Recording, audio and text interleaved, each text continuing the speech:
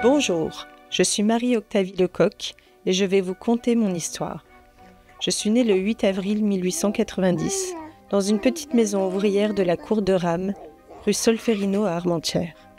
Je suis la fille de Hector Nestor Lecoq, marchand de sable, et de Julie Fébroni de Févert, ménagère, originaire de Belgique.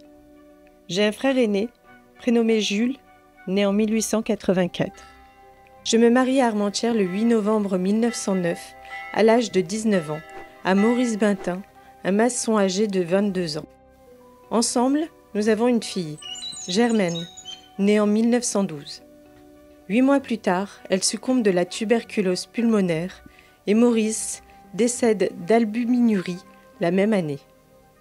2 ans plus tard, l'Allemagne déclare la guerre à la France et les soldats anglais, aussi appelés les Tommies, s'installent à Armentières dès octobre 1914. En 1915, je travaille comme serveuse au Café de la Paix, situé rue de la Gare, tenu par Léon Laporte. Un officier anglais éméché se permet un geste grivois à mon encontre. En réponse, je lui assène une gifle et celui-ci me réplique aussitôt. « Voilà une gifle qui fera parler de vous et encore plus de moi !» Plusieurs soldats anglais assistent à la scène, amusés. Le sergent anglais Edward Roland s'en inspire pour écrire une chanson qui, après un succès local, se répand à toutes les troupes du Commonwealth comme air de marche.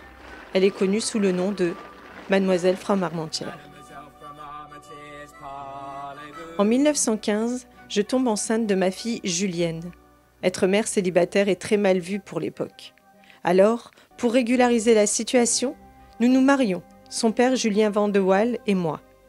Ce dernier, retenu à Paris, n'est même pas présent pour le jour de notre union et se fait représenter par un autre homme. Moi qui aimais ma liberté et mon indépendance, me voilà mariée par devoir. Pour pallier les difficultés en temps de guerre, j'exerce également les métiers de fileuse et de ménagère. En parallèle, je livre des journaux et des cartes postales aux soldats dans les tranchées et leur transmets des messages de l'armée britannique. N'ayant pas évacué la ville en 1917, je suis asphyxiée par les gaz que les Allemands font tomber sur la ville. Je suis soignée plus tard à l'hôpital militaire de Lille et j'en garde des séquelles à vie. Par la suite, le gouvernement britannique me verse une pension pour les services effectués. Mon deuxième mariage est un échec et se conclut finalement par un divorce en 1925. Julien quitte Armentières et Julienne, dont je ne suis pas très proche, est élevée par Madame Hautecombe. Je me remarie l'année suivante avec Marceau Gisquière, âgé de 27 ans. Nous nous connaissons déjà depuis plusieurs années et nous déménageons à Marquette-les-Lilles. En 1939, l'état-major anglais fait de nouveau appel à mes services. Mais à cause de problèmes de santé récurrents, je refuse. Affaiblie à cause du gaz de 1917, je m'éteins en 1945 à Marquette-les-Lilles, à l'âge de 55 ans. Le père de Julienne s'occupe de mes funérailles.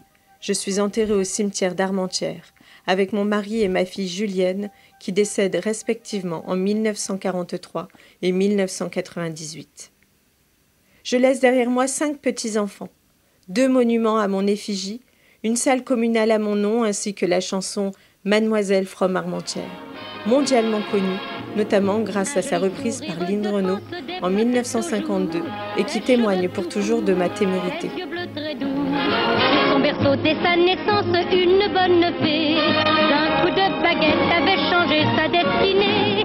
Mademoiselle from Armentières, parlez-vous? Mademoiselle from Armentières, parlez-vous? Elle n'avait pas encore parlé, qu'elle savait déjà chanter. Mademoiselle from Armentières. Puis vint l'âge d'être écolière, d'apprendre à compter, d'apprendre à parler, de se l'ennuyer.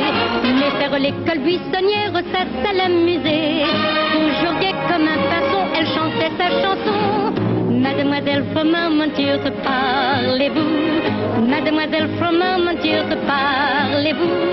Elle n'avait pas encore parlé, qu'elle savait